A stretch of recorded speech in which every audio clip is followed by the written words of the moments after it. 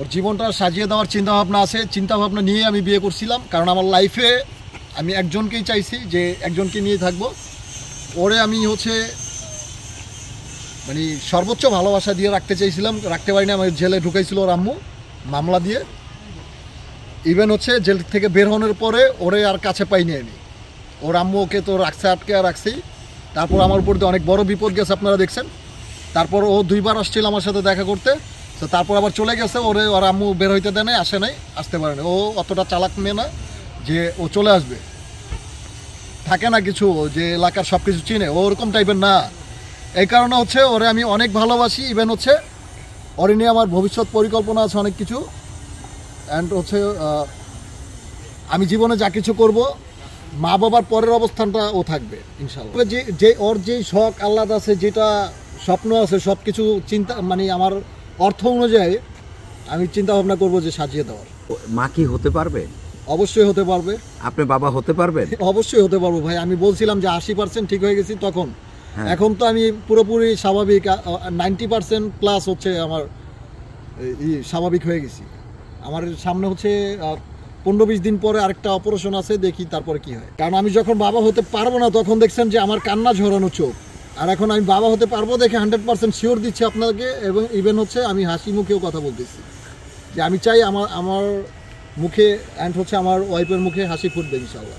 আচ্ছা ভাই, আমি একটা প্রশ্ন করি। এটা যখন ভাবি চলে আসছে আপনার কাছে, ভাবি তো অনেক কিছুই আপনার অনেক দুর্ঘটনা শুনেছে, শুনেছে না, ও দেখছে। হ্যাঁ, দেখে ওর সামনেই ঘটনা ঘটছে। হ্যাঁ, তো আসলে একটা মেয়ে তখনই আমার ওয়াইফ ছিল। আচ্ছা, একটা মেয়ে যখন মনে করেন ছেলেদের আসলে যখন বড় ধরনের দুর্ঘটনা ঘটে, একটা মেয়ে জানার পরও চলে আসে। তো আমরা একটু আসলে ওনার কাছে একটু জানি যে আসলে এত কিছু জানার পরও আসলে কি কারণে। আপু, আপনি এত কিছু জানার পরও কি দেখে আসলেন বলেন তো, একটু জোরে বলবেন। শুধু ভালোবাসা, আর কিছু না? আচ্ছা, সাকিবের কত কোটি টাকা আছে ব্যাংকে?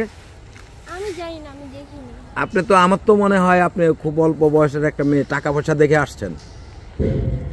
কত টাকা আছে তোমার? আপনি বলেন না, কি দেখে আসছেন? কত টাকা দেখে? কিছুই নাই।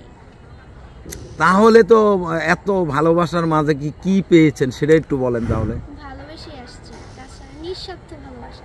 আচ্ছা, আপনি কি পেয়েছেন? ভালোবেসে কি পেয়েছেন? ভালোবাসা পাইছি।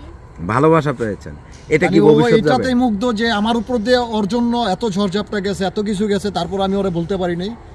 ওর কোনোভাবে একটু ইনসাল্ট করেও কথা বলি নাই, যার কারণে ওর মনে বেশি করে জায়গা মানে করে নিতে পারছি আমার মনে হয়। আচ্ছা সাকিব, যখন ইকরা আপনার কাছে ফোন দিল যা আসতেছে, তখন আপনার অনুভূতিটা কিরকম ছিল? আমার অনুভূতি যে আবারও মনে একটা ঝামেলা পড়তেছে।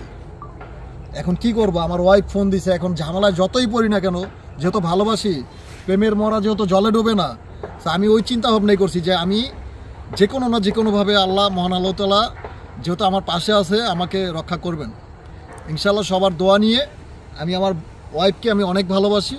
ইভেন আমরা ভালোবেসে বিয়ে করছি। বর্তমানে দেখবেন আপনারা রিলেশন চলে ভাই, ভুয়া রিলেশন চলে, বিয়ে শাদী পর্যন্ত যায় না, আগেই ব্রেকআপ হয়ে যায়। সো আমরা রিলেশনে গেছি, 2-1 দিনের মধ্যে আমরা বিয়ে করে ফেলছি।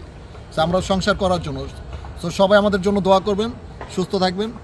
টাটা দিয়ে দাও সবাইকে। টাটা, ভালো থাকবেন। আসসালামু আলাইকুম।